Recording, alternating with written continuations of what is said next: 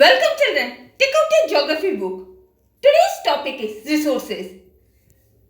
The basic needs of man, food, shelter and clothing are satisfied by means of resources. The degree and mode of use of these resources depends on his ability to use them. For instance, the highly productive land of present North America had very little meaning to the Red Indian. The rubber trees grew wild in the Amazon Valley had no use at all before man came to know of their industrial utility. The tea plants of Assam continued to remain unused before the arrival of the British. Thus, it is the human uses that make a natural object meaningful to the human being. Such meaningful objects, whether natural or man-made, which satisfy human wants are called resources. The resources made available by nature, such as air, water, soil, water plants, animals, minerals, are known as natural resources. On the other hand, artificially created resources like technology, capital, manufactured products, agricultural lands, etc. are called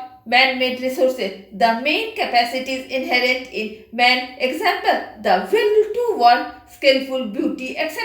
are designated as human resources. These three kinds of resources are always complementary, that is, one is largely valueless without the other. It is important to know that the pattern of use of the natural or man-made resources varies with the change in the human requirements and development of new technology. Thus, the same resources will have different meanings in different places and at different times. Classification of resources. Resources can be classified in a variety of ways. Sometimes they are classified into biotic and abiotic, depending upon whether the resources is constituted by living or non-living things. Forest, animal, fish, crops, etc. are biotic or living sources, while soil, rocks and minerals are examples of abiotic or non-living resources. Resources are also classified in replenishable and exhaustible, depending upon whether they can be renewed or not. The replenishable resources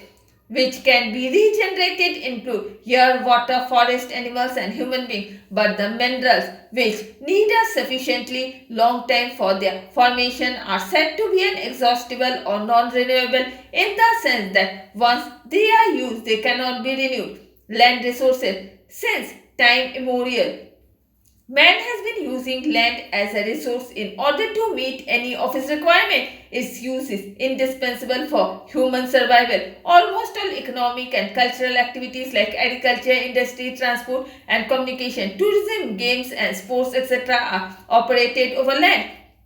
The use of land varies according to the nature of topography, slope, soil type, drainage and so on. For instance, level plains like the Ganga Brahmaputra Valley are suitable for sedentary or permanent cultivation, while the hills of northeast India mostly favor shifting cultivation or zooming.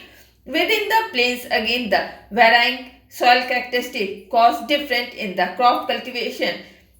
The pressure of population and the level of economic development also determine the degree of use of land as a resource. In Japan, for example, even the steep slopes have been brought under cultivation because of acute scarcity of level land and growing pressure of very dense population. Besides, the distance from the towns or market center may also be a factor to influence the nature and intensity of the use of land resources. Normally, around the towns, the intensity of use is more than areas farther apart.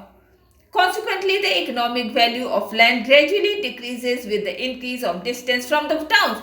Soil resources. Soil is the most important natural resource which favors the growth of plants required for humans and animal life. Soil is composed of both organic and inorganic material and it has capacity to hold air and moisture. The formation of soil is caused by mechanical, chemical and organic processes. Climate acts as a dominant common factor in soil formation. Therefore, the great soil groups of the world by and large correspond to broad climatic region. Although the characteristics of soil vary with the variation in rock composition, vegetative cover, drainage, etc., almost all types of soil exhibit three different zones or horizons.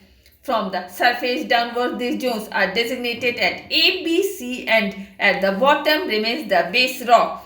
Depending upon the nature of origin and evolution, soils are classified broadly into two groups: residual soil and transported soil. While the first one is formed from the rock inside, the second is composed of material transported by external agents like running water, wind, glaciers, etc. The alluvial soils found in the river valleys where civilization first flowed is the best example of transported soil. And with this, I am ending my today's class. Goodbye.